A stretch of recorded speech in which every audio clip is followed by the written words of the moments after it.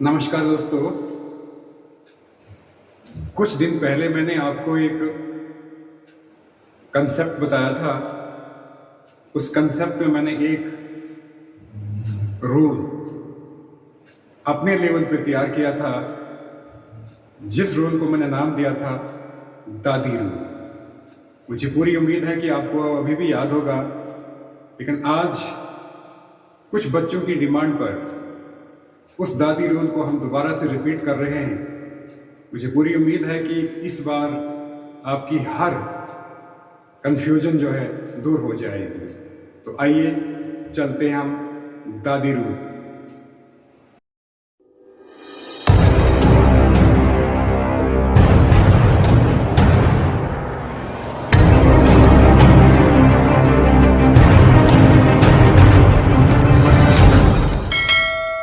जो नए लोग होंगे वो तो हैरान हो गए होंगे कि ये दादी रूल क्या है, ये कौन सा नया रूल आ गया। लेकिन बहुत ही इंटरेस्टिंग रूल हमने ये तैयार किया है।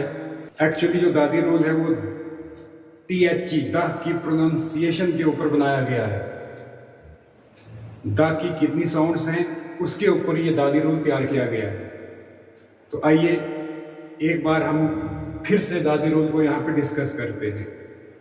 देखिए, यूजुअली ज़्यादातर लोग जो हैं, शायद आप भी THE की इसी साउंड के बारे में वाकिफ होंगे, वो है द। यानी हिंदी में अगर हम लिखें तो द, उर्दू में लिखें तो द ज़बरदा। और एक दूसरी साउंड है द की, वो है दी।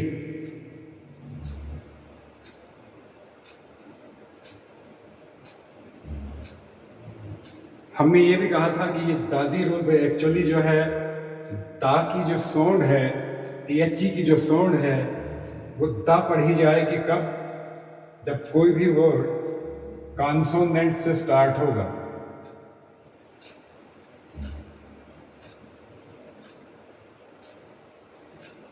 ठीक। और इस THE की साउंड दी तब पढ़ी जाएगी अगर कोई वर्ड किसी वावल लेटर से स्टार्ट होता है।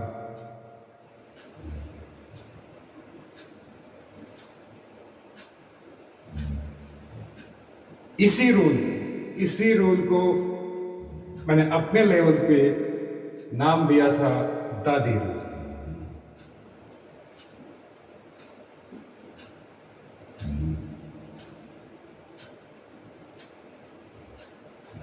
फॉर एग्जाम्पल, हम एग्जाम्पल देते हैं आपको यहां पे। इस रूल के हिसाब से मैं कुछ वर्ड्स लेता हूं। जैसे मैं एक वर्ड लेता हूं THE कैट। अब इस दादी रूल को अगर देख के हम बताएं तो ये कैट वर्ड जो है ये कॉन्सोनेंट लेटर से स्टार्ट, C से स्टार्ट है। सो ये कॉन्सोनेंट लेटर्स है, यहां पे कॉन्सोनेंट लेटर है इसका C। सो यहां पे इस THE की जो साउंड होगी वो होगी द।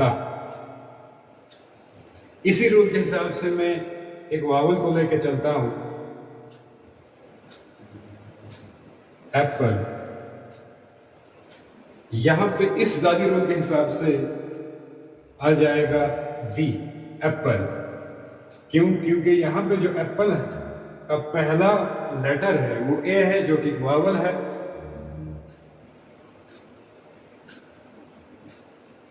इसीलिए। लेकिन आप सोच रहे होंगे कि बस रूल हो गया।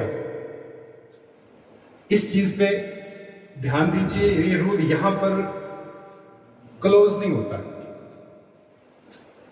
बस आप सोच गए होंगे कि दादी रूल यहीं तक है। बिल्कुल नहीं, आपको इसकी और गहराई में जाना होगा। आपको इसके और डीप कंसेप्ट तक जाना है। अब देखिए, मैं आपको एक एग्जांपल देता हूं। ये एग्जांपल मैं आपको देता हूं THE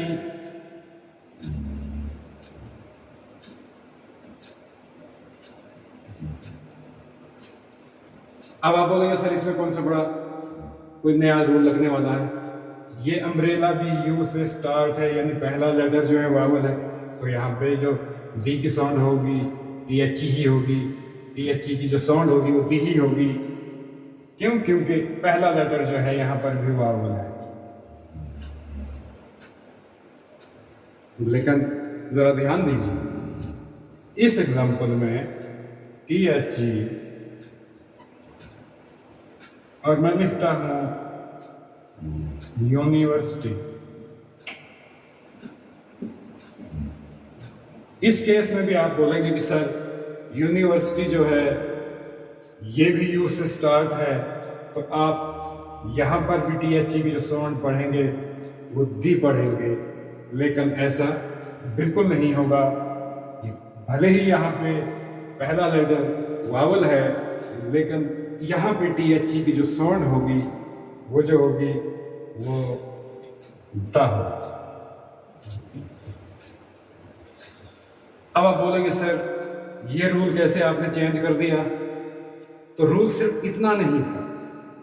दादी रूल के अंदर सिर्फ यही बात नहीं है कि जो वर्ड किसी कॉन्सोनेंट से स्टार्ट हो रहा है तो वहां पे द की साउंड आएगी, और जो वर्ड किसी वावल लेटर से स्टार्ट हो रहा है तो वहां पे दी की साउंड आएगी। ऐसा बिल्कुल नहीं है।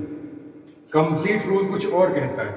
कंप्लीट रूल ये कहता है, जो अक्सर लोगों को पता नहीं है, लोग मोटे मोटे तौर पर ही जानते हैं कॉन्सोनेंट और वावल लेटर्स के बारे में, उनके ही बेसिस पर द की साउंड्स निकालते हैं। लेकिन रूल ये कहता है कि आप पूरे वर्ड की साउंड को सेंस कीजिए, जज कीजिए। पूरे वर्ड की जो साउंड है, क्या वो साउंड वावल आ रही है या नहीं। यानी कहने का मतलब ये है कि कुछ ऐसे भी वर्ड्स होंगे जिनका पहला लेटर वावल भी होगा, लेकिन उस पूरे वर्ड की जो साउंड है, वो पूरी वर्ड की साउंड जो है वो वावल नहीं निकलती है। यही एग्जाम्पल द यूनिवर्सिटी है। एक और एग्जाम्पल मैं देता हूं, जैसे मैं लिखता हूं टी एच ई यूनिफॉर्म। देखिए इस केस में भी आप देख रहे हैं कि पहला लेटर जो है इस यूनिफॉर्म का वो तो वावल है, यू ही है, तो वहां पे टी एच की जो साउंड है वो दी आए, लेकिन ऐसा नहीं है। कंप्लीट रूल के हिसाब से यहाँ पर भले ही वावल है, कोई शक नहीं इसमें कि वावल से स्टार्ट है, लेकिन पूरे वर्ड की जो साउंड है वो पूरे वर्ड की जो साउंड है, इस केस में भी वर्ड की जो साउंड है, पूरे वर्ड की जो साउंड है वो यहाँ पे आ रही थी यू टाइप, यानी यू जैसा आ रहा है, जिसको यू साउंड कहेंगे। यूनिवर्सिटी के केस में भी और इस केस में भी आप देख रहे हैं इस पूरे यूनिफॉर्म वर्ड की जो साउंड है, पूरे वर्ड की जो साउंड है वो भी यूनिफॉर्म यू आ रही है। सो आप यहाँ पर भी देख रहे हैं कि यू है, पूरे वर्ड की साउंड यू है। सो यहाँ पर भी जो यूज़ किया जाएगी, जो the key sound P H E की, वो द ही यूज़ की जाएगी, दी नहीं। एक और एग्जांपल मैं देता हूँ आपको, जैसे एग्जांपल टी एच ई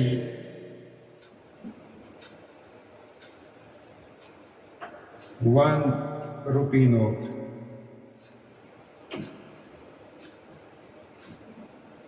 देखिए इस केस में भी आप देख रहे हैं कि 1 जो है ओ से स्टार्ट हो रहा है, जो कि वावल लेटर है, लेकिन यहाँ पर भी पूरे वर्ड की जो साउंड है वो वा आ रही है, वाह जैसी साउंड है। सो यहाँ पर भी आप देखेंगे तो टी एच की जो साउंड होगी वो द ही होगी, द ₹1 नोट।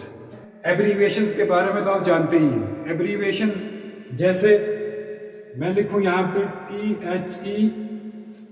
THEMLA, अब आप बोलेंगे कि सर यहाँ पे क्या है? सिंपल बात है, ये M से स्टार्ट है, कॉन्सोनेंट है, सो यहाँ द MLA। लेकिन ये गलत है, इसमें THE की जो साउंड होगी वो दी होगी। आप देख रहे हैं MLA, इसमें ए जैसी साउंड है। यही वजह है कि वो वावल साउंड है पूरे वर्ड की। यही वजह है कि यहाँ पे हम DMLA पढ़ेंगे। एक और इंटरेस्टिंग एग्जांपल है THELLB।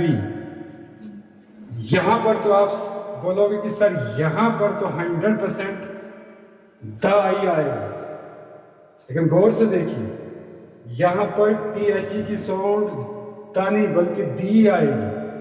अब आप बोलेंगे सर ये कैसे है? आप इस एब्रीविएशन को पढ़िए, इस एब्रीविएशन की साउंड को जज कीजिए। इस एब्रीविएशन की जो साउंड आ रही है LLB यानी LAL, यानी इसकी जो साउंड है वो भी L जैसी यानी A से है। सो यहां पर भी दी ही यूज किया जाएगा, दी LLB। या जैसे आपने अक्सर देखा है कि जब मूवी खत्म हो जाती तो मूवी के एंड पे लिखा हुआ आता है THE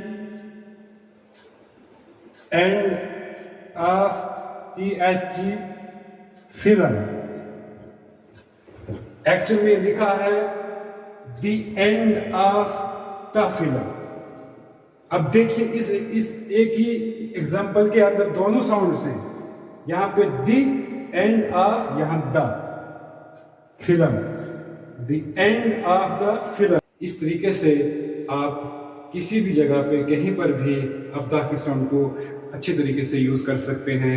मुझे उम्मीद है कि इन फ्यूचर भी अगर आपको कोई इस तरह की प्रॉब्लम्स हों तो हमें ज़रूर कमेंट कीजिए, हम उसका आंसर ज़रूर देंगे।